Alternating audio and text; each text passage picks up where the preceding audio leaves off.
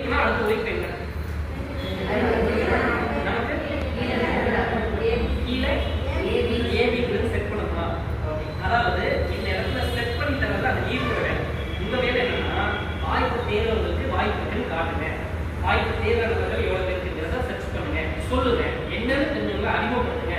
அப்படி அறிமுகப்படுத்துறவங்கள்ட்ட பேசி சேர்த்து எடுத்துருவே நம்ம வேலை. அப்போ எடுத்தவர்களால அதை என்ன